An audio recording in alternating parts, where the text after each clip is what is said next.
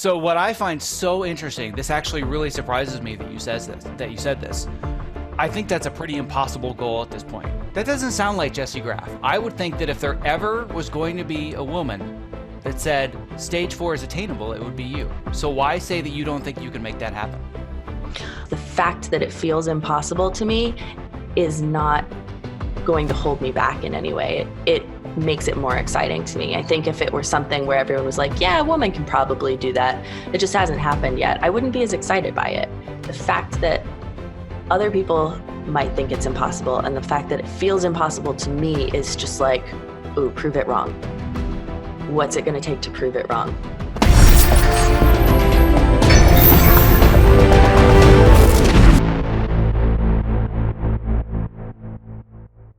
I'm here today with Jessie Graff, who is a stunt woman with such film and television credits as Wonder Woman, Alita Battle Angel, Bird Box, Bright, Agents of S.H.I.E.L.D., X-Men First Class, The Dark Knight, Transformers, Supergirl, and by the way, this is one that you probably don't talk about all the time, but restaurant patron on Hell's Kitchen. That's a big one. You are also an American Ninja Warrior, a modern-day Wonder Woman, and you are going to be featured on Season 2 of NBC's The Titan Games, hosted by The Rock. Man, I got to work on my cardio. I am exhausted just reading about everything that you've accomplished, and you haven't even started talking yet. All right, I'm so happy to have you on the show. I really, really appreciate you taking the time to be here with my audience today. Thank you so much for having me. That was such a fun introduction. And oh my gosh, Hell's Kitchen was actually, I had such a scary moment on that because I'm pretty strict on my rule about I only have dessert if I'm really craving it. Like I try not to have dessert at all, but the only time I make an exception is when I really want it. And they ignored me for most of the show until they served dessert. And then suddenly I was surrounded by cameras and they were like, how's the dessert? And I was like, I can't do it. I'm sorry, I can't. I love it. I was just making a little offhand joke, and all of a sudden we've already dug into the #1 challenge you've ever faced in your professional career, the dessert on Hell's Kitchen. I love it. That's hilarious. I was like, can you just bring me back some broccoli and I'll give you it. I'll tell you whatever you want. I love it. That's fantastic. We have a lot of stuff that we're going to talk about today. We're going to go off a little bit the beaten path of just talking about Ninja Warrior. I want to dive into a lot of stuff about mindset and behavior and failure versus success and confidence, and there's a whole bunch of stuff. When it comes to Ninja Warrior specifically, though, that's where I want to start. To say that you and I have a lot in common with Ninja Warrior would be hard to state that, because you are literally one of the people on the poster for American Ninja Warrior, and I'm a 40-year-old Hollywood film and television editor, nerd, and dad that's just trying to get rid of the dad bod for as long as I can. But you and I have one very specific thing in common, which is we like to look at something and break it down to its smallest components. So most people would say, oh, cool, there's a rope, so I have to swing from this platform to that platform. And I know your brain is like, well, wait a second. It's at this angle, but it's designed to put me here. So what angle do I need my body to be there? Like you and I love to break things down to the smallest, tiniest component steps. That's the exact same example I use all the time, too. Yes, and I love doing that. I love to point at what I think is a seemingly impossible goal and say, yeah, this looks crazy now, but what do I have to do next, right? So like for me, when I'd been watching Ninja Warrior for several years, you were one of the people that inspired me to really get into it. And I'm sitting on the couch watching it with my kids, bowl of popcorn on my fat stomach, chasing it with Oreos, thinking, well, that looks like it would be fun. But then there was a switch that said, you know what? I think I could do this. I can't do it today. I probably can't do it in a year, but there's part of me that thinks that I can do this. And I love to think, all right, well, if it's about hitting the buzzer on the warped wall and qualifying or whatever it might be, what's the first step? And I broke it all the way down to I run Spartan races, have been for about 10 years. And after having dealt with an injury, I went to go do the rings, and I didn't have enough strength in my hand to do one ring swing to the next one. I'm like, all right, that's where my journey starts. I need to do one ring swing. So that's an example of how you and I think love to break something down into the smallest pieces. And the thing that I want to do today is break down you to the smallest pieces. Ooh. I want to really dig in, and where I actually want to start is not with you as the Wonder Woman star of American Ninja Warrior, but I want you to tell me about this girl that just wandered up to the starting line in 2013 dressed like Big Bird. Well, first of all, that was a chicken dress. Oh, it was a chicken dress. I Yeah, apologize. and you got It to could have check it doubled for out. Big Bird. That's true. It did look very Big Bird like, but I was dying to do more fight scenes. I'd been doing stunts for 6 years and was working a ton. But my main training, I was spending almost all day, every day learning martial arts, and I wasn't getting hired to do fights. And a lot of that is just because I was established as a gymnast and people didn't know my fight skills yet. And so I wanted to shoot a fight scene that I could put out and show people and be like, see, this is what I can do. Um, but everyone sends around demo reels and a lot of people get pretty bored watching them. So I wanted to make something fun and entertaining. So we did a live reenactment. Not reenactment, it went off on its own creative turns, but it was the Family Guy's epic chicken fight. And so we shot our own version. It's about 4 minutes long. And when I got the call for Ninja Warrior, I I almost said no. I was completely out of shape. It was 7 weeks after my ankle surgery. And that year I had had actually 3 ankle surgeries and 1 shoulder surgery. And I had no idea it was going to be so soon. So when they called and said, hey, you're going to be on in 2 weeks, I was like, I want to perform when I'm healthy, when I'm strong, but you never know when these opportunities are going to come around. And hey, this will be a great chance to advertise your chicken fight.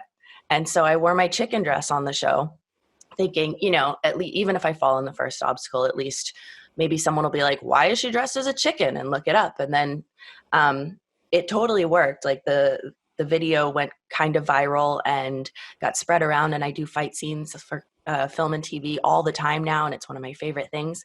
But it also introduced me to Ninja Warrior. Well, and I think that for a little bit of context for people that are listening that might not understand the history of Ninja Warrior, thinking, Mm. why wouldn't you take the call? Like season 5, people are like, American Ninja, what? Is that Wipeout show? I think I've heard of it. Like season 5, it wasn't what it is today. It was a very, very different show. Right. But even today, I'd say if you get the call to compete and you know that you can be strong enough to do really, really well, if you go compete when you're not at peak, that might be your only shot. But if you're able to come and compete when you've trained and you're ready, you can make a big splash and have a huge impression. And that's what I wanted. I didn't want to, I mean, that's pretty bad for your stunt career too, to show up and be like, oh, I can't do anything. So I was really nervous about that. I knew I really wanted to do it, but I wanted to do it when I was healthy and strong. So now I want to back up way, way back from even that moment. We're obviously going to come more to the present later. Mhm. But my audience at this point has already heard from one of the most, if not the most influential person that got you where you are now, which is your mom. Mhm. And I obviously was introduced to you first, then your mom came onto the American Ninja Warrior scene a little bit later, and it started to make a little bit more sense why you were the person that you have become. And then I met her, spent an entire day with her while we watched the Ninja Warrior course get doused with rain as we just sat and looked at all the toys we couldn't play on. Mm. Got to know her even better, and I said, wow, this is a really interesting background, and I could really understand where a lot of these mindsets came from. So I want you to go back to, I would say, maybe 9, 10 years old. All of a sudden, you're living in the Poconos. There's snow everywhere, and one of the favorite things your mom had told me is this idea that, well, we just need to plan for what happens if a bear shows up in the house. Let's come up with a plan. What if we need to get medicine? Like, so talk to me about some of those more formative years and where just this die-hard work ethic and this need to approach impossible challenges really comes from. Well, one of the things I think is the way my mom turned every hardship into an adventure. Like we felt so cool and heroic when we knew that like we were collecting firewood all summer, like spring, summer, fall. We're just like building this wall of firewood on the screened in porch because we know that we're going to have to take care of ourselves all winter, and we're going to need that firewood to keep the house warm and not freeze to death. And just like, I don't know, it was so much fun the time that like a telephone pole fell over and there were like electrical wires blocking the path. And so if we wanted to get home at 10 o'clock at night, we had to hike through the woods with flashlights to get back to the house. And of course, we have flashlights in the car because you never know when you're going to get stranded in the woods. But yeah, there were bears around. And my mom told me later, like, how scared she was. But at the time, we were just like, like marching through the woods, singing lions and tigers and bears. Oh my. And it was so much fun and such an adventure. So I don't know, it's like an attitude switch that she taught me so early of like, when you're faced with a big challenge, it's like, ooh, here's an opportunity to be a hero. How can you conquer this in the most exciting way? Yeah, and that's something that I've been talking about probably every single episode that I've had since the outbreak hit us. Mm-hmm. Is everyone is so focused on let's look at all of the crazy things happening in the world that are out of control, and I just say let's bring it back to center and let's focus on where the opportunity is in this situation. What are So the much. things that we can control? Mm-hmm. And now I want to fast forward pretty much back to I would say I think that day was either March 11th or March 12th. You were going to Mm-hmm. compete in LA this year, correct? Mm-hmm. So, how difficult was it for you to know that you were less than 24 hours away from the redemption of what had happened on season 11? And then all of a sudden, it's like, sorry, guys, we're not shooting the show anymore. Like, that's a hard thing to be able to swallow for anyone. For me, as just a guy that wanted a test, that was devastating. But for you to have spent an entire year getting ready to redeem yourself after what we'll talk about had happened at the end of season 11, like, where's the opportunity in that situation? Oh my goodness, there's so much, and this year has been such a whirlwind. Um, Part of me feels like we need to go back to like season 6 and 7, which is why when I really started Ninja Warrior. Should I do that now or? Absolutely. Let's do it. You're, Okay. you're taking the reins. You're in the driver's seat. Okay, great. um, so season 5, I competed kind of on a whim. Like I wanted to do it. It looked fun, but I hadn't trained. I wasn't ready. Season 6, I had thought about it and was like, this would be really fun. Maybe I should train for this. But I was busy doing stunts all year. I didn't have time to train. I wasn't really ready. And I blew out my knee the day before submissions were due. And that's when I kind of reorganized all of my training because I was like, okay, well, why did this happen? What did I do wrong? All of my training revolves around high impact lower body, parkour, free running, taekwondo, all kinds of martial arts, jumping, flipping. And I wasn't doing any strength training to support that kind of impact. And so when I blew out my knee, I became determined to rebuild and create an armor of muscles around all of my joints so that I would be strong and protected in the future. And there's always a concern as a stunt woman in Hollywood, you know, most of the women that I'm doubling are very thin actresses and they don't have the kind of muscle that I typically do. Even when I'm not training for Ninja Warrior, I'm kind of a naturally muscular build. So I had been criticized a lot for being too muscular, but here I am in this situation where I know I'm not going to be working for at least 8 to 10 months minimum.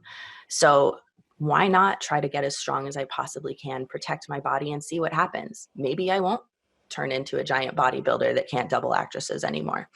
Um, and so I started a strength training program and started doing pull-ups, and it was super boring. I was determined. I wanted to get stronger really badly, but it's also pretty tedious trying to just maintain the routine of lifting. And so I needed something that would be really fun and exciting that I knew I was training for, not just stunts, which I wouldn't be able to play with for a long time, but something that was more tangible that I could get inspired by. And I thought back to Ninja Warrior and I was like, you know, the main thing that I was missing on that show was pull-ups and grip strength. That could keep me really inspired when it comes to my strength training right now, because I can't do legs. I can do like very basic physical therapy stuff. So I got way more excited about my pull-ups and I was able to increase my pull-ups by 1 to 2 reps every week. And just it was so empowering to feel so much stronger and to have so much improvement and to feel so capable because, you know, I couldn't walk, but now I could monkey bar around and climb and swing, and started training with other ninjas and playing on obstacles. And of course, I'm very good at falling and not landing on an injured leg. So I could really do big obstacles and then fall on my back if there were enough pads. Um, and so through this whole year of training and getting strong, the real intent was just to keep me off my legs so I wouldn't re-injure myself and get back to stunts. But I fell in love with the sport. So by the time I competed a year later in season 7, I was completely in love with it and immersed in this community. And from then on, it became a very central point of my life. And one of my proudest things about competing on Ninja Warrior is that every year since then, at city finals. I have placed within the top 6 men. And that's one of the things that I love about the Ninja Warrior sport specifically that drew me to it, both first as just a spectator and then as somebody that decided, hey, I'm going to give this thing a shot, is that it's open to anybody, literally anybody. If I said at 40 years old with 2 kids, you know what? I missed out. I think I'm going to try the NBA. Literally impossible. It's never going to happen, right? It's that way with so many other sports. But with Ninja, I feel like it's the one sport that's all inclusive to pretty much everybody. And you could say, well, what about guys with one leg? Yep. Check that off. There's guys with one leg. Like pretty much if you have the will to do it and you can put yourself in the position to fail over and over and over and over and over to slowly get better, like this is the sport for you. Right. Definitely. And I know that for you, one of the interesting things about your trajectory, and I know that this is a big thing for you personally and mentally, is it's not so much about I'm either going to be the most successful Ninja Warrior person ever and hit all the buzzers or I'm a failure. It's wait a second. Last time I got to the 37% into this one obstacle. What if I can get to 41% through the same obstacle the next time? It's all about these increments and these personal victories. So talk to me a little bit more about your progression, because season 5, like you said, it was a whim, it was fun, and then all of a sudden you come out season 7, and the next 3 years you're just like, hello world, here I am. So talk to me a little bit more about like your Ninja Warrior coming out party and what that looked like. Well, like you said about the progressions, I saw some of the guys doing the cliffhanger in season 5 and was like, well, I would have thought that was impossible, but these guys are clearly doing it. So surely I can do it. And I got on a cliffhanger and I was able to hang for about 1.5 seconds before my fingers just peeled off. And it was amazing because it just gave me this new reference point of like, they are so much stronger than me. How did they do that? We have the same bones, we have the same skeletal structure and muscles. Why can they do that and I can't? And so each time the goal was just to beat myself. So first time I could only hang for 1.5 seconds. So I would do a bunch of sets of that, give my muscles 2 days to recover while working other muscle groups, come back to it and get 3 seconds. That's a huge improvement. And so I kept working on it over the course of a couple months, I think. I forget. It was a long time ago, but I got up to, I think, 1 minute and 18 seconds and then moved on to different games and drills. And I do the same thing on like a cliffhanger ledge, which is a 3 centimeter ledge that you can put your fingertips on. You have to climb across and swing and leap from one to another.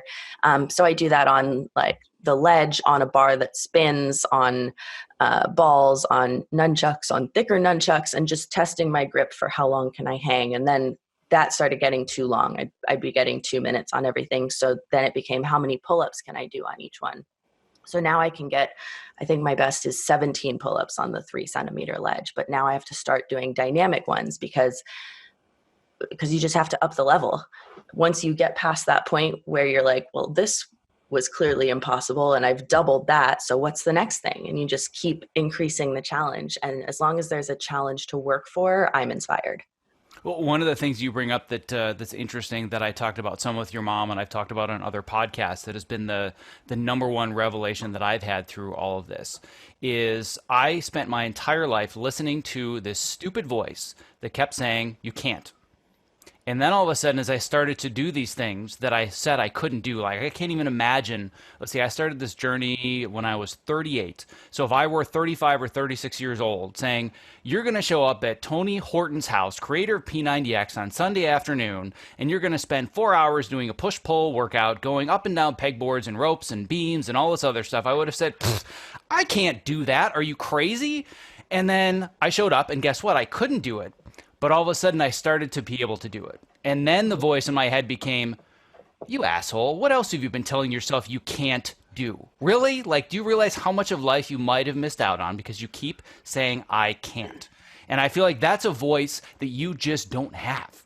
You say, nope, I can't yet, but that's fine. I'm going to figure out how to do it by breaking it into the smallest pieces. Kind of. I definitely have that voice, but I've taken all the power away from it by proving it wrong so many times. Like there's so many times, even now, that I go into a ninja gym and someone will do something and I go, I definitely can't do that. Let's try. And then I prove myself wrong on the first time. So can't just doesn't mean anything to me anymore. Fail doesn't mean much. It means like, oh, I tripped. Let's go again. So in a way, you know, a lot of people say, oh, don't use that word. It's a bad word. I guess I still use it, but it's such an absurd word because it's been proven wrong so many times. I think I just really enjoy the process of proving it wrong. I think I'm kind of inspired by someone saying you can't. And so I let that voice exist in my head and then I show it who's boss. Yeah, and I would say that the same thing has happened to me too. When what your mom had said was, well, you just add a word to the sentence. I can't yet. Yet. Right? It's that simple. And like you're like, I can't. Let's try it. Right? So just the entire world is a playground, but you're able to acknowledge here's something I can't do now, but it's not an absolute.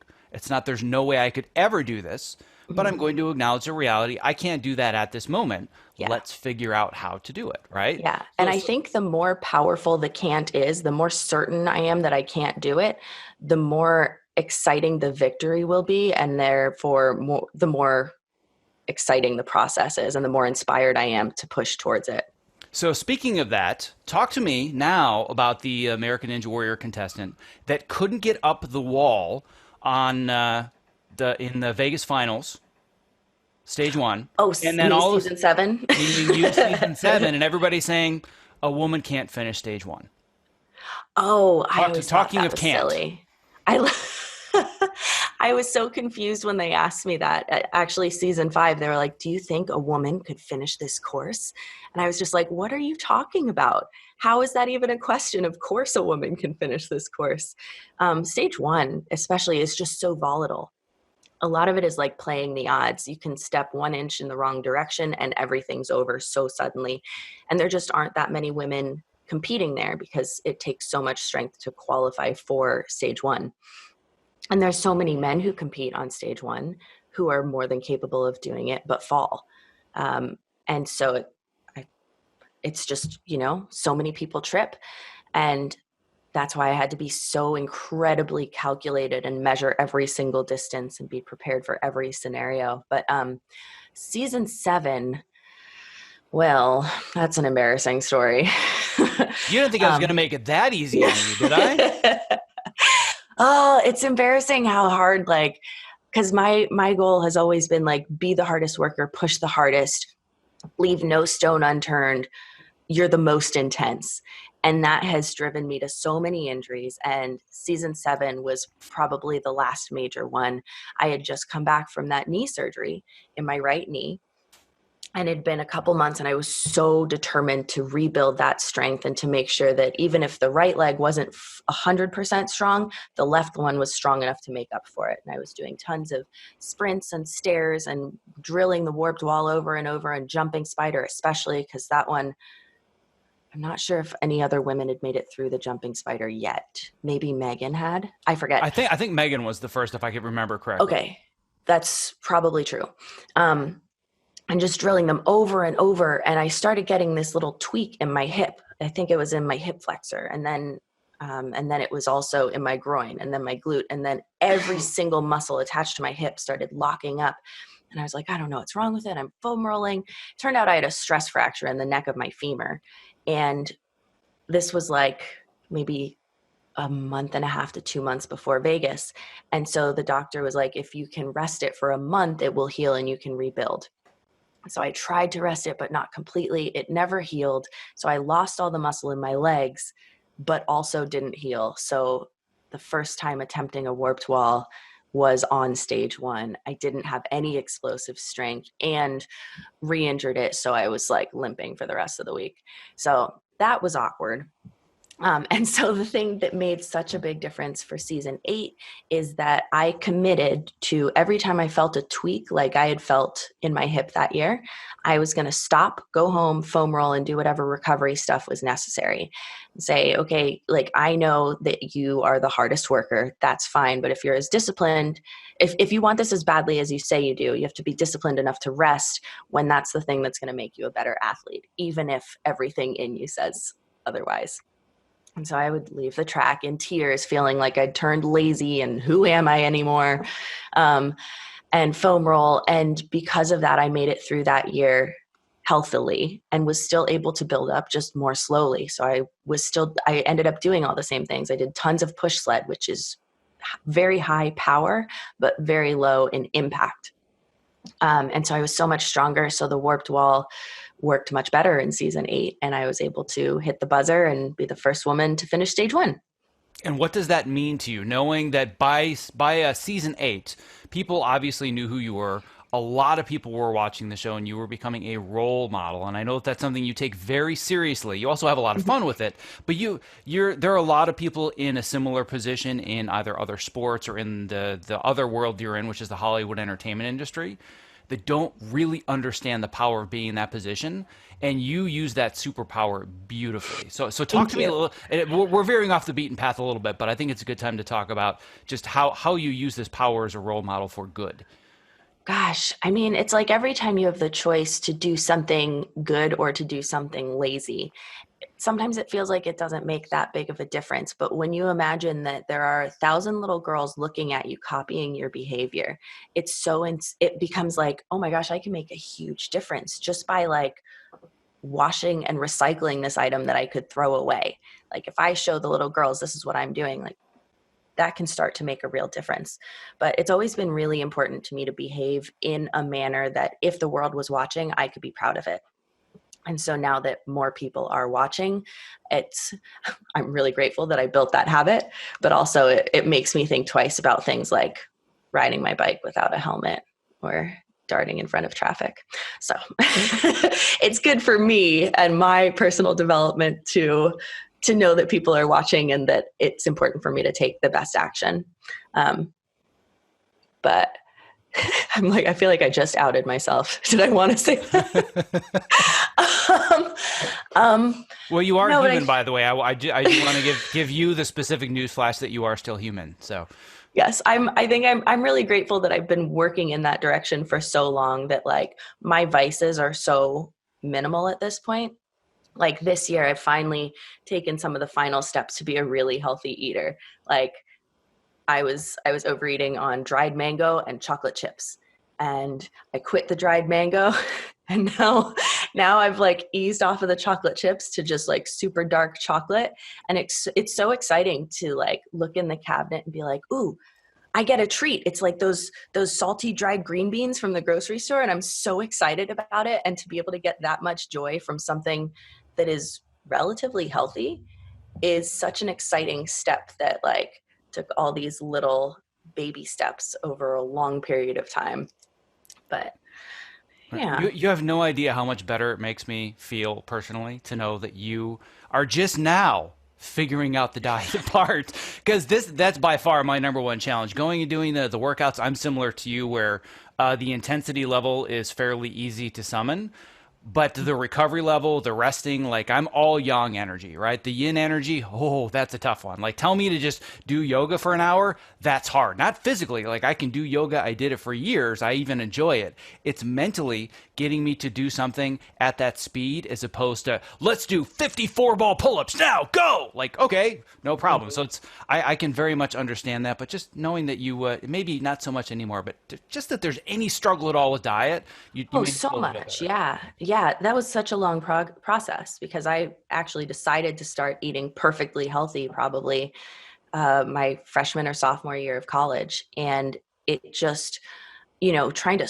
flip a switch and go from eating candy for every meal to eating like tons of protein and vegetables and low carb and no dessert it was just like I could ride this high of being like, I'm eating perfectly for a little period of time. And then it would flip another switch and go back and forth. And it's just over time, so many years, actually, it's just worked so much better for me to take one little change and make that change and get used to it and make that be a comfortable thing and be like, you know what? I feel like dried mangoes are interfering with my ability to enjoy all of my other meals. Like I don't want to have a real meal because I would rather have like 8 servings of dried mango, and that's interfering with my ability to be healthy. So let's see if you can have single sized servings of mango. Nope, not satisfying. Okay, well, well, maybe it's time to lose the dried mango. And that's been the thing that has worked best for me. And it makes it much easier to eat other things in moderation and to enjoy the healthier things. So it's just baby steps all the way. Well, speaking of things that are getting in the way of your larger goals, now we've Hmm. kind of done this chronological progression. We're going to get back to the end of season 11. Don't worry. Excellent. We will get there. I know Hmm. you're not afraid. But talking about things getting in the way, I would imagine that it was a tremendously difficult decision to have to choose between what I would presume are your two biggest professional loves, being a stunt person, being a ninja, knowing you came Oh, off the highest of the highs. And by the way, here's your dream project on a silver platter, but you can't compete on Ninja Warrior. So talk to me about that. wow. Yeah, that was huge. It wasn't so much a choice. It was an interesting period in my life where there were starting to be so many live events and ninja opportunities that I had always been afraid of accepting speaking engagements more than a week in advance. And so I wasn't able to get big speaking arrangements because they like to plan ahead. And I finally was at this point where I was like, you know what? The opportunities from Ninja Warrior are worth missing out on the possibility of a big stunt job. What stunt job could be big enough that it would be worth missing out on, this 10 event tour of ninja motivational speaking and competitions and events? What job could be worth missing that? I think I know. And suddenly enter Wonder Woman 1984. And I was like, well, that's the one. That's the one worth missing it for. And so those events ended up being canceled. So luckily I was able to go do Wonder Woman. Um, and and I think I had been under the impression all along that like there was a chance that like schedules would line up and it would be on a weekend. And um but I knew when I accepted Wonder Woman that there was a chance I was going to miss Ninja Warrior. I was so lucky that I was able to go to qualifying and regionals because we started rehearsing in March, and so I'd been there for probably a month, I think, when uh, when I got permission to fly back from London just for like 3 days to compete in Miami for Ninja Warrior, and qualified for nationals and went back, and that wasn't going to be until June. And that happened to be, I think, our second week of shooting when we had some of my biggest stunts, and there was just no way to make it possible. And I was so lucky that they actually were willing to let me record a message to Ninja Warrior that they aired on the show saying like, I love you guys, I miss you, I'm sorry I can't be there, but I'm doing my dream job. I'm on Wonder Woman 1984. And I've gotten to compete on Ninja Warrior so many times. I'm so lucky in that area, and missing it for something like that is like, what better way to miss it? So one thing that I'm curious about, and you can correct me if I'm wrong, if either the information doesn't line up or I'm reading it improperly, but when I was digging through your IMDb profile, this isn't the first Wonder Woman credit that you have. Is that correct? That is correct. So talk to Yes. me about the difference between being on Wonder Woman years ago Hmm. and were you ever thinking at that time, oh, I'm going to be doing this again, but on a whole different level? Um, well, Wonder Woman was actually the Kickstarter to getting me into stunts in the first place. When I was in college, I saw a promo that said they were talking about making a Wonder Woman movie. I think it was 2005, maybe. And that I didn't know at the time, but that happened to be Patty Jenkins in discussions about a different Wonder Woman movie that didn't end up happening.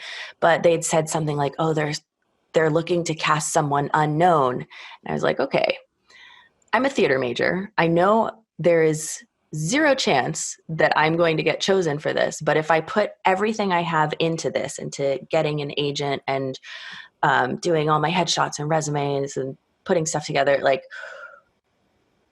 only good things can come of that." And so I went to see this agent and accidentally gave her the resume I'd made for the circus in high school, not knowing it. And she looked at it and she was like, "What is this? Why are you even here? Do you even act? You should be a stunt woman. Call this guy." And she shooed me out of the office, and I called the guy. It was in Maryland. His name's Johnny Becker. And he's a stunt guy. And he kind of explained the whole industry to me and how it worked. And I was like, oh man, stunt people get to do all the most fun things. Maybe I should look into this, and just studied my butt off because I'm a nerd and made a binder of all of my research about stunts. Took field trips out to LA while I was finishing my senior year of college. And, the whole intention was like, I don't know, maybe, I'm going to try with everything I have to become Wonder Woman. Maybe I'll end up being a stunt double. Maybe I'll be an Amazon. Who knows? Something good's going to happen. At the very least, I'm going to learn a lot and improve. And that brought me to stunts. And years later, they had an audition for a Wonder Woman TV show with Adrienne Palicki was the Wonder Woman. Shauna Duggins doubled her, and I doubled Elizabeth Hurley as the bad guy. So I got lassoed by Wonder Woman and yanked off my feet into the tile floor. My shoulder didn't like that very much, but otherwise it was a really fun job. Well, I don't think there's any coincidence whatsoever that looking at where you are now, that people call you the real life Wonder Woman. It's one thing to look at, nothing against Gal, of course, because she was the star of the film per se. I love her. She is wonderful. Yeah, so nothing against her whatsoever, but you are the real life Wonder Woman at this point. And I love that it all started with, oh, there's an audition for this one thing. How cool will this be? Then you ended up being in the pilot that never ended up getting picked up to series. And now the dream job that takes you away from the show that got you the dream job keeps you like there's just so many different. It's amazing how all of this came together. But again, it's all coming down to this mindset of this is something that I want. You even said it yourself 2 minutes ago. Well, there's no way this could ever happen. Yeah. But let me figure out how it could happen. And look at where you've ended up now. Like, to me, that's amazing. Yeah, that's the thing, because I've always loved setting borderline impossible goals, but I would be crushed if they didn't come true. And the thing I've learned over the years is learning to appreciate how much I grow in the process of pursuing those goals. So that if I don't hit the buzzer on stage 4 of Ninja Warrior, which at this point seems pretty clearly impossible, look how much stronger I've gotten in the process. And I know you were going to get to this later, missing the grab on the double dipper, but that can feel devastating because I wanted to hit a buzzer and go to stage 2, and there's so much that could have happened. But, you can't look at that and be like, oh, I've wasted this whole year of my life because I fell. How much stronger did I get this year? How much more coordinated and healthy, and what impact have I been able to have on all these little girls all over the world? And what things have I gotten better at because I was pursuing this goal? I don't lose any of those things because I tried to grab a bar and missed. And now I've gained a new inspiration to get good at catching. Double win. So what I find so interesting, this actually really surprises me that you said this. I think that's a pretty impossible goal at this point. That doesn't sound like Jessie Graff. I would think that if there ever was going to be a woman that said stage 4 is attainable, it would be you. So why say that you don't think you can make that happen? I think based on numerical data, I'm very aware of where my strength level is and how many pull-ups I can do and how long my dead hang is, and comparing those numbers to the numbers of the guys who have pumped out strength-wise on those obstacles. Gosh, I'm trying to remember how long Jamie's dead hang is. It's at least 3 times as long as mine. I can hang for about 5 minutes. He can hang for over 16. Which is insane. For anybody that's tried a dead hang, by the way, 3 minutes, that's hard. 15 minutes, that seems inhuman. Correct. That's my feeling on it. So looking at how long it's taken me to get to 5 minutes, how many injuries I've gotten along the way, sort of like if I am able to train at my maximum rate for, I don't know, another 3 years, how much can I increase my strength? It's hard to say. And there's so much more scientific research I want to do to see if I can optimize my strength training and maximize my strength, because I'm really inspired by that goal. Stage 3 is the problem for me. I think if I work on rope climbing technique, I'm pretty sure that I can get fast enough to get up the rope in 30 seconds or whatever the time limit is. I am very confident in my rope climbing skills, but I haven't worked on my speed that much because it is still such a big jump from where I am strength-wise now to what I would need to finish stage 3. So right now, that's the focus. How do I increase my grip strength? How do I catch up to the strength of an elite male rock climber who's been training grip strength for 20 years? Can I do that as a 36-year-old woman who started training grip 5 years ago and has had several like hand and shoulder and elbow injuries along the way? I don't know, but I'm going to find out how. And the fact that it feels impossible to me is not going to hold me back in any way. It makes it more exciting to me. I think if it were something where everyone was like, yeah, a woman can probably do that, it just hasn't happened yet, I wouldn't be as excited by it. The fact that other people might think it's impossible and the fact that it feels impossible to me is just like, ooh, prove it wrong. What's it going to take to prove it wrong? And I don't know. I knew there was a reason I gravitated to you specifically because I'm exactly the same way. Mm-hmm. When somebody says, "Oh, I don't think that can be done," really? Okay. I'm gonna have to. I'm gonna have to get back to you on that one. Because all the things that I've been working on for years in my industry, trying to bring health and like work-life balance into Hollywood, like the words work-life balance, none of those belong in the Hollywood equation. You know what that looks like. You live and work in this industry, and I'm thinking, no, I think that it's a possibility. I don't think it's completely impossible. I think that it's incredibly difficult. But when everybody said can't, I'm like, no, I'm going to see if I can find a way, if at least to lessen the blow a little bit. I want to bring that voice into this industry, which is the whole reason that you and I are talking here today. But the thing that I wanted to talk about now, and you had already alluded to it, is this idea of first woman to finish stage one, first woman to then finish stage two, which technically was not during the regular competition, but it was during USA versus the World. It's probably one of my top 3 favorite runs is your USA versus the World stage two. Thank you. Me I don't remember the name of it, but it's the one that has the little The tennis wedge. ball thing, the wedge. Yes, like that just seems, speaking of the word impossible, like the best ninja males were just getting annihilated on that thing, and rip, rip, rip, you lachey right through it, bam. Like it was such a cool experience to watch that. That's another one. That's one of the most satisfying ones to me because from the moment I saw that, I was like, well, crap, I can't do that.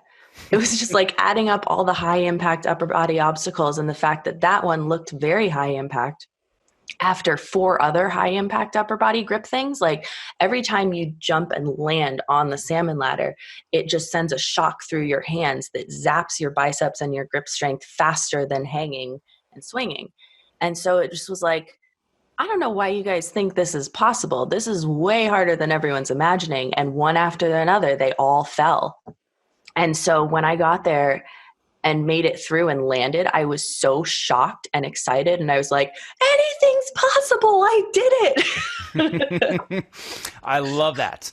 So now what I would like to do, I want to dig a little bit deeper into the engineering brain of yours. One thing that I didn't know about you that your mom had mentioned is that at one point you were thinking of being both an engineer and an astronaut, which, by the way, makes complete sense for you. Like, I can see that fitting perfectly.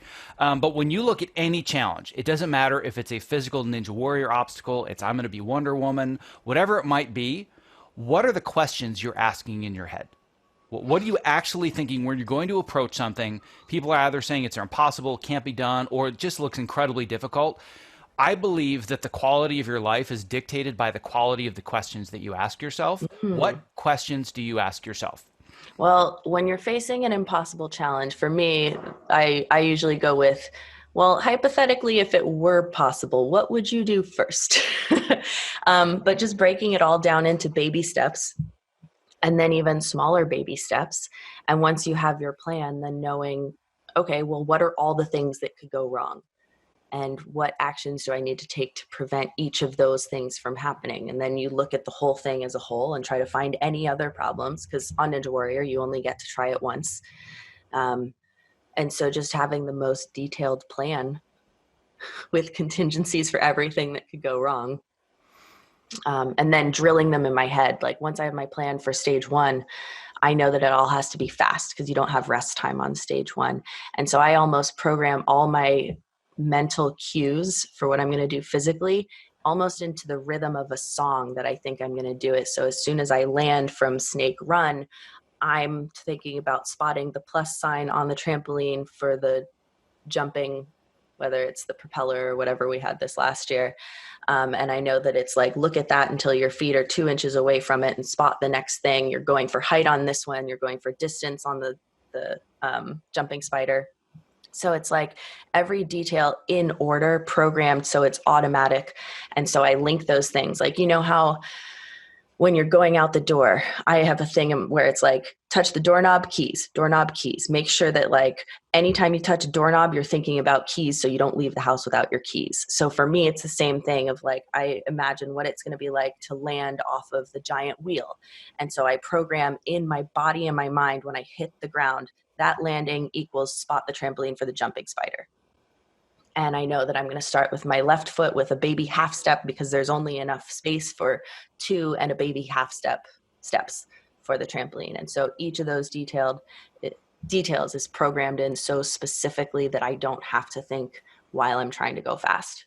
And that was going to be my next question. This is something that I talked about with Kevin Bull, and we talked about the mindset and the focus that's required to just run through a course. Because when he runs a course, he just looks like a machine. He's just like, you can just see it in his eyes. Like he has laser beams coming out of his eyeballs. And he's like, you put yourself in a position where you just don't think. There is no time to think, and you're just reacting. So I'm curious, do you get into that headspace too where it's complete and total flow? Or is there still a matter of there's a thought process, you are conscious of either the audience or the lights, or is it just right hand on this thing, left hand on this, my right hip flexor fires now? Like what's going through your mind? I definitely do best when I continue thinking about it.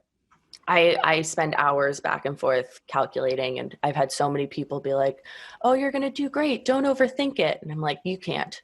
Like, I cannot overthink it. There's always more to learn and plan for and to have your backup plans. And when I'm in the moment, I'm following the plan. And when something goes wrong, my instincts react and take over. Kevin's faster than I am in general. So I think he's used to going through courses fast.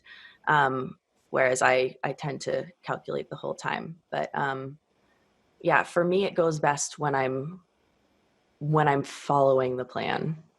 So there's a t-shirt that's one of my favorite t-shirts that a friend of mine has. It says, hold on a second while I overthink this. It sounds like I might need to send you one of those because I'm certainly in that category. I think I'm also comfortable with the scenario that, like, especially at work and stunts, there's never enough time. Like I'm never going to be able to calculate to the full extent that I want to.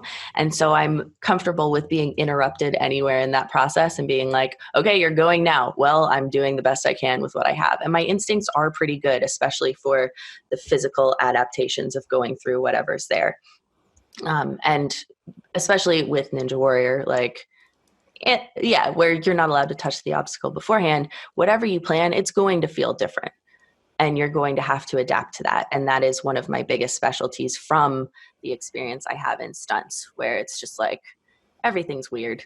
You're not swinging on a regulation gymnastics bar. You're swinging on a tree branch and they sprayed it down because it looks better when it's wet. Like, you're just used to having to adapt around things. So you plan absolutely as much as you can to get the best result as quickly as possible when cameras are rolling. But you understand that you're not going to have as much time as you want, and you're going to do the best as you can in the moment. The assumption would be that if you're going to spend all of this time either thinking, overthinking, planning to the nth degree, my elbow needs to be at 37.5 degrees while my right hand is crimping this and my thumb is crimped over the forefinger. Like, that's the level of detail that I know you think.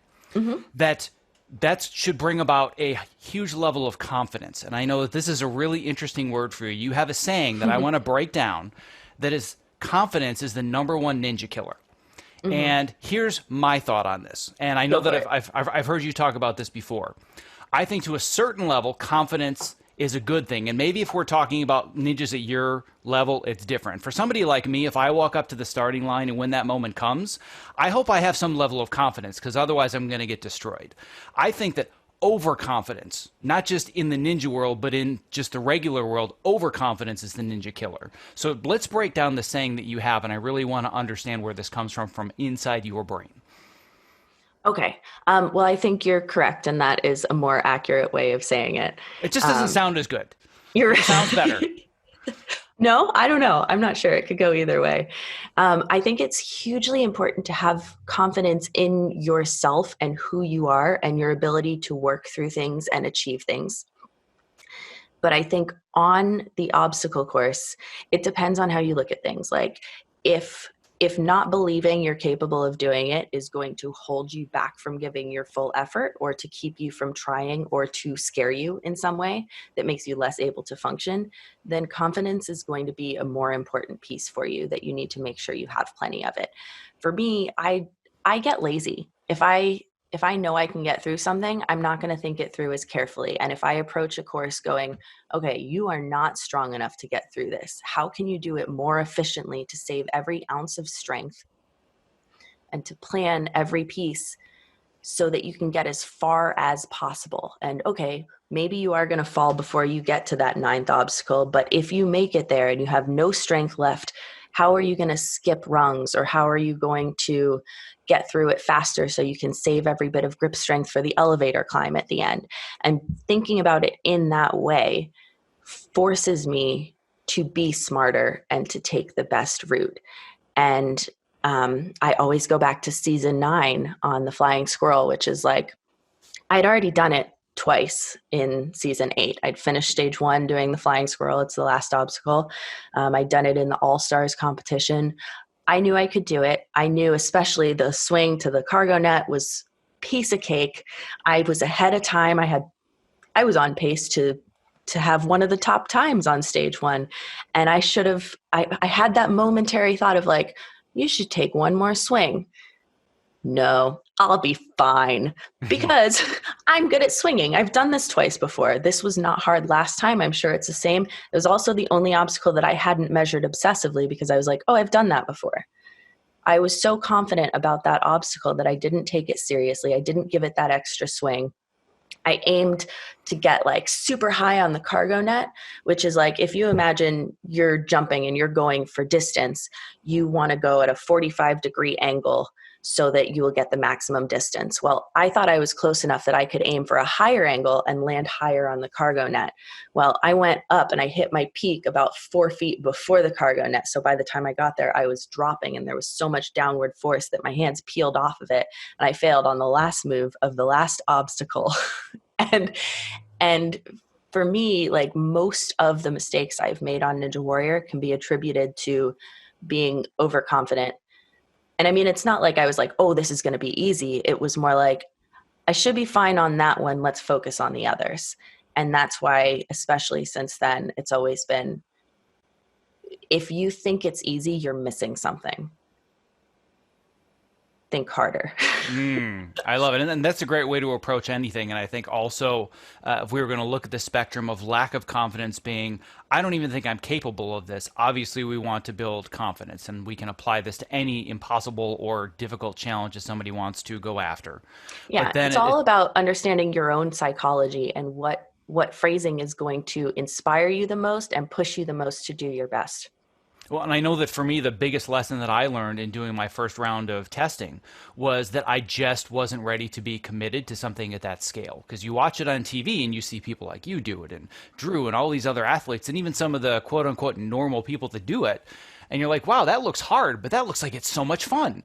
Mm-hmm. And then you get in front of one of them and you're like, oh my God, this is huge. Huge. This is so much bigger than it looks on TV. And it was just like a giant like gulp moment where I'm like, whoa, this is not even remotely what I've trained for. Didn't expect this. And when I walked away from it, having gotten wet more than once doing the testing, first of all, it was like one of the funnest experiences of my life to fail that spectacularly. Yes. But I came away from it, and I said, the really cool thing was I realized I can't actually do this. Like, this isn't out of the realm of possibility. Like, physically, I felt like I'm strong enough to do some of the basic ones. What I realized, it wasn't about I didn't spend enough time on grip strength or on this or that or the other, all of which could get a lot better. I hadn't worked on my level of commitment.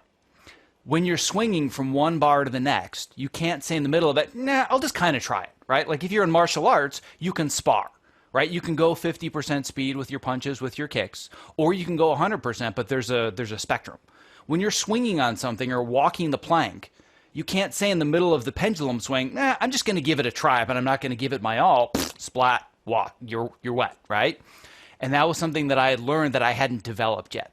That I need to be able to get in front of something and say, no matter what, I have to be committed to it, as opposed to, I'm just going to give this a try and see what happens. That was something I hadn't mentally experienced before. So Well, I think there's a big difference between that's an important mentality to have when you are competing on the main course.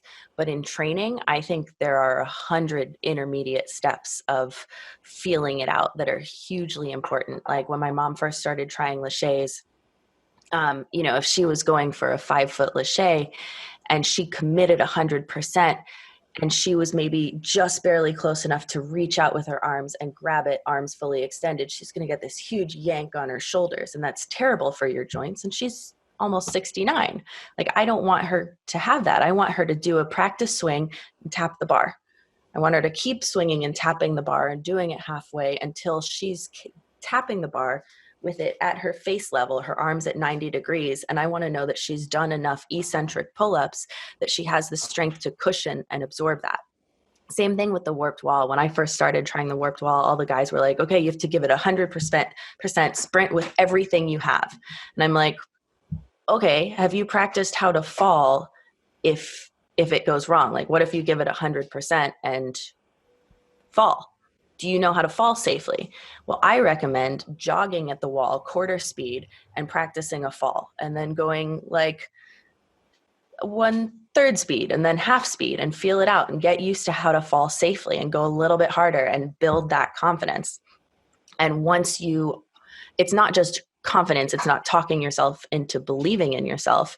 It's building the experience to where you can say, I'm confident that I can fall safely because I've done it every little step of the way up. And then you build speed and finally you catch it. And that's the way I approach all obstacles in training. But I also know how to flip that switch where, one of the great examples I was given is if you're doing a stunt jumping from one building to another building and there's a 12-foot gap in between, you're not going to do that one halfway. You're going to do it or you're not going to do it. And if you make up your mind to do it and you sprint at it and change your mind halfway, you're dying. So it's know when the cameras are rolling and this is your moment, you know that you're giving it 100% because that's your only chance. And the lesson that I learned was I didn't know about that switch. Because my approach was the same way. I found a few different ninja guys at various gyms and just kind of, sidled my way up and like, hey guys, what are you doing? Can I train with you? And now some of them are, my best friends and my training buddies on a weekly basis. But I remember one of them was, they were going up the warped wall and just running up it over and over and over and over. And I said, wait, hold on a second. Just show me where you're putting your first step.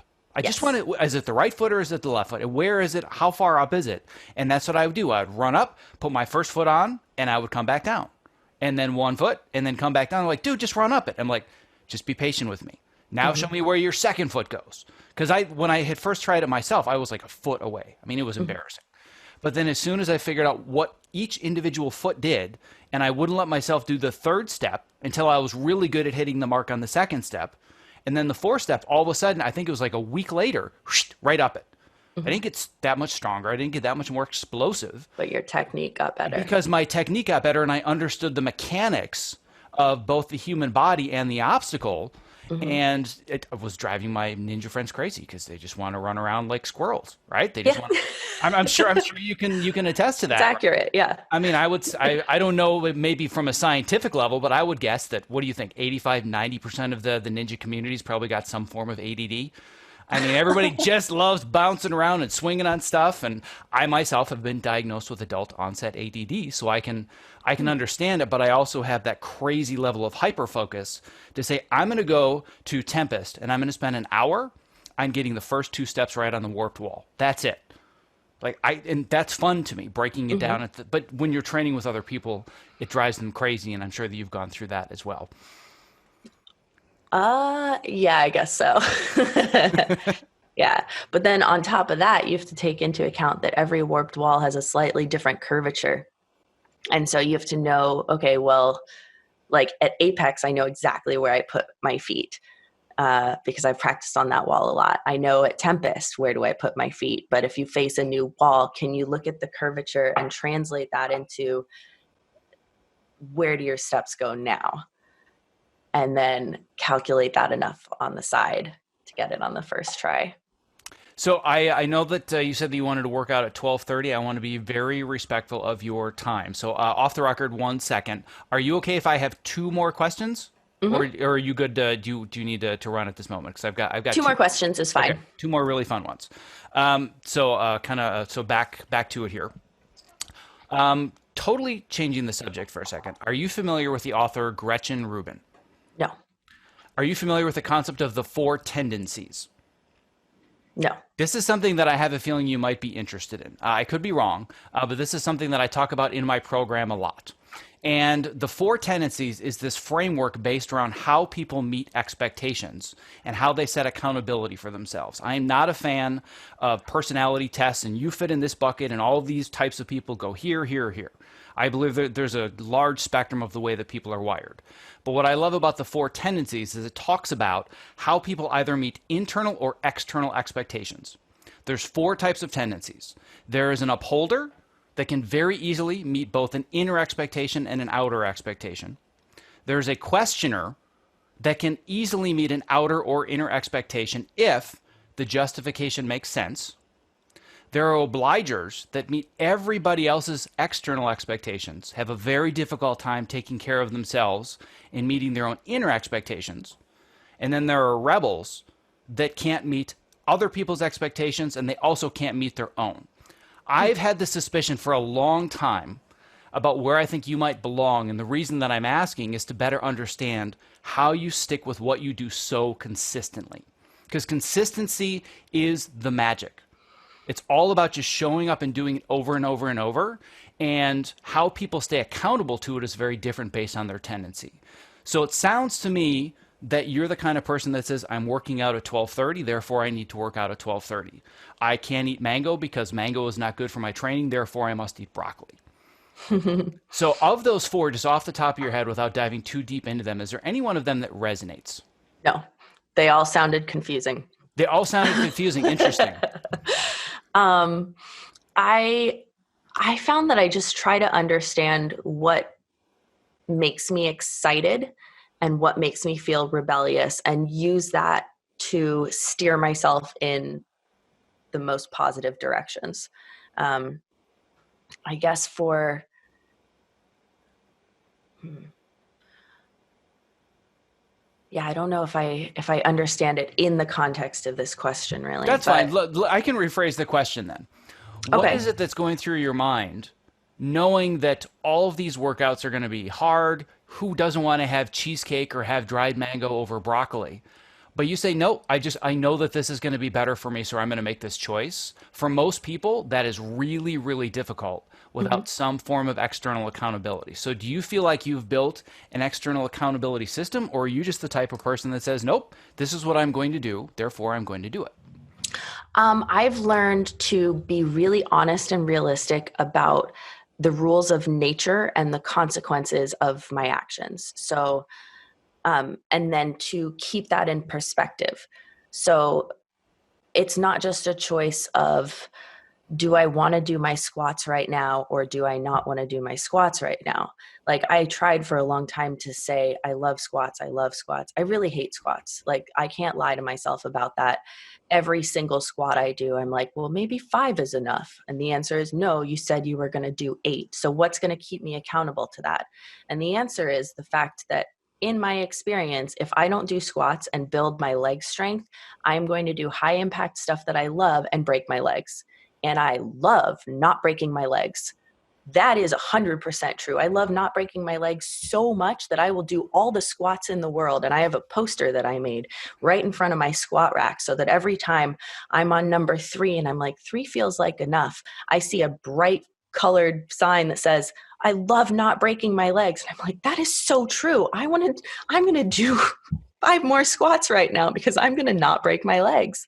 And so understanding what motivates you and keeping that in the foreground of every exercise. Like every time I do shoulder raises with dumbbells and like, yeah, they're super boring, but I'm thinking about flying through the air and catching on the flying squirrel and having the shoulder support to not rip my shoulders out of the sockets. And that's inspiring to me. So not just thinking about how it feels in the moment, but connecting the feeling of those muscles burning in this range of motion with what you're going to be able to do and how you're going to feel. And having that so tightly linked makes makes every move of the more boring discipline part feel more exciting. Got it. Okay, so that's what I was going for, is what was truly motivating you to get over that hump of, yeah, I don't really want to do this. And it actually makes me feel good to know there are things that you don't want to do. Mhm. That means that you are, in fact, human. That's very exciting. Because for me, that's what I deal with all the time. Just don't feel like getting on the rowing machine today, or, oh man, I got to drive for an hour to go to this workout, or I'm tired, or whatever it is. And I Mhm. find that if you don't have a connection to your deeper why and your deeper motivation, the Mhm. little stuff you just get lost in, and it's so easy to say, nope, I'm going to skip it today. You skip it once, which means you skip it again, which means now you're on this downward trend. And I'm just always fascinated by what keeps people accountable and consistent. And I mean that's like an amazing poster. I never would have guessed that. So that's fantastic. It has a couple things. It says, I love flipping high. I love when warped walls feel easy. And I love not breaking my legs. That's fantastic. That should be another one of your T-shirts, by the way. I would buy that. Ooh, I should make that. I I'm gonna do that. I'm gonna redraw that and Yes, I make a was going to say shirt. I would totally buy that, because you want to talk about a conversation starter. Yeah. Like, what a great conversation starter. Yes. So Yeah. I have one more quick follow up question for you, and I've always wondered this since the very beginning of you really breaking out in season 7, becoming the huge face of American Ninja Warrior, being a stunt person. Do you have any interest in no longer being a stunt person and being the main person, being the Definitely. star? So yes, I would love that. I think that would be so much fun. But then you couldn't do the stunts anymore. How do So you yeah. reconcile that? Hmm. Unless you're Tom Cruise, of course, then you I do it know. all. Well, I just, if I had more money, then I could produce it myself and then do both. But no, I mean, I want to do both so badly. And I would never say that I want to move away from stunts to do that. I just want to add that into my life. Um, yeah. So, as somebody that loves taking on impossible challenges, and I think this is far from impossible, how do we make that happen for you? How do we get you to be the star in front of the camera that isn't the stunt person? Ooh, What's the great first question. step? You I said it's don't, all. You said it's all about breaking it down. So, how do yeah. we make that happen for you? Hmm. Well, here's a fun thing. One of my roommates wrote an outline for a sequel to The Princess Bride. Um, Oh, that sounds like fun. because there was actually a book written by the original author that was meant to be the sequel about Wesley and Buttercup have a baby named Waverly. And so this picks up after that first chapter and goes on to where that story might have gone. And so in our story, Waverly grows up to take on the mantle of the Dread Pirate Roberts. So I would be playing their daughter marauding the sea, and it's super fun and exciting, and it's so true to the feeling of the original. But we don't have a script, we just have like an outline with character write-ups for each person. So if anyone wants to collaborate with us on writing that, that would be super a great step. But I mean, I do have a theater background, and my roommate has his master's degree in theater, so he works with me on my acting skills a lot. I try to be prepared with the skill set, but I have not done the work in terms of, like, I don't have a theatrical agent right now. And I haven't been doing the networking or the auditioning that I feel someone who's really pursuing acting should do. And that's why I don't talk a lot about wanting to do that, because I have such a connection to, like, if you want it, you take the steps and you do it. And because I'm not taking all those steps, I'm like, but do you really want it? And the answer is yes, but I'm more obsessed with doing the training to develop the skills than I am with putting my skills out there. So that's something I need to work on. But you're right, I should break down my steps and start working on it. Seed planted. Planted. I love it. Well, my specialty is doing a little inception, planting seeds in people's minds, getting them to ask questions that they don't usually ask, and I do anything that I can to help them go down the path to achieve whatever that impossible goal might be. So, if there ever comes a time when there's any way whatsoever that I can help you make that happen, obviously I will put that out there.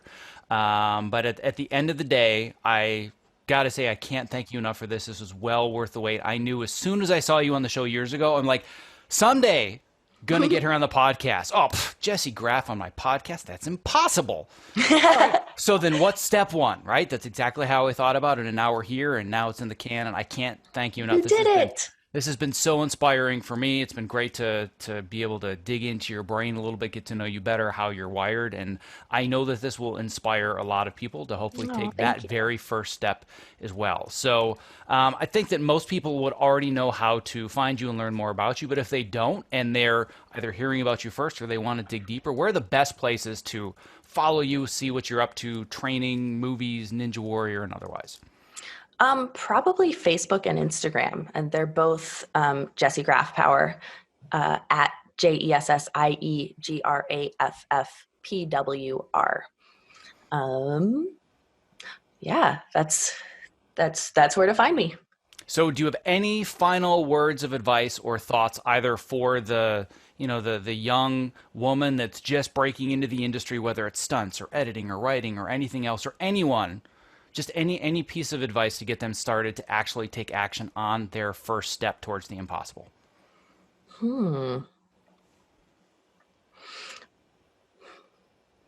First steps.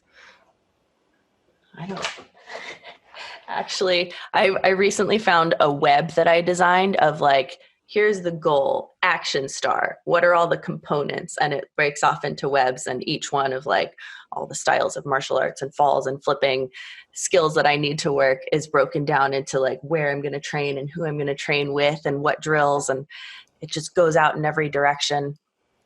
But I don't know hold on. What was the question?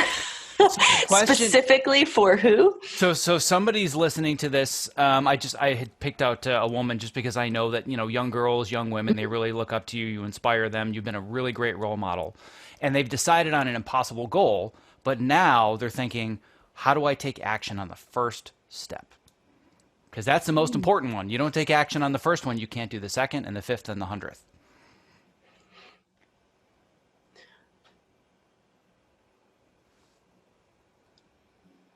Well, I don't know. I think you have to figure out what the steps are first. And if you don't know the steps, then you have to ask lots of questions and don't be afraid to ask. But Google it first. Do some basic research to figure out what the steps might be.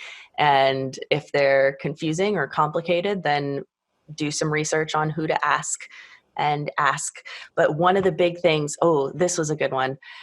If you figure out who to ask and you get advice from them, follow up on it and make sure you do it. Because if someone asks me for advice and I give them advice and then they come back to me for more advice later and they haven't carried out what I gave them first, I'm not inclined to give them more advice.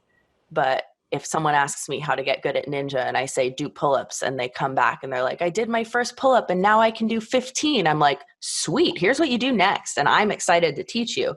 But if you're not going to follow the advice, then like, you're not very fun to teach. And I don't believe that you're motivated. I love it. If there was ever $1 million advice, I would say that is it right there. Number one, somebody says, well, I don't know how to do something. Great. Google it. Figure it out. Find the steps. Figure out the first one. But I think this one that's so overlooked and is so important is when you reach out to people to pick their brain, seek their advice, and I'm sure you get those questions on social media all the time, you got to follow through. You actually have to take the advice, put in the work. But what people don't realize is that one of the best ways to provide value to a mentor is simply to show that their advice made a difference and a positive impact in their lives. Like you said, you want to help people as long as they're listening and they're taking action. That's such an important piece of overlooked advice that nobody talks about. Thank you. You're more than welcome. So this has been an absolute pleasure. I cannot thank you enough for taking the time out of your day to just chat with me and learn more about life and psychology and people and impossible challenges and everything else. This has been absolutely fantastic. Thank you so much. Thank you. I can't wait to listen to all your other podcasts. I appreciate that. I would love to hear what you think. Okay, sounds good.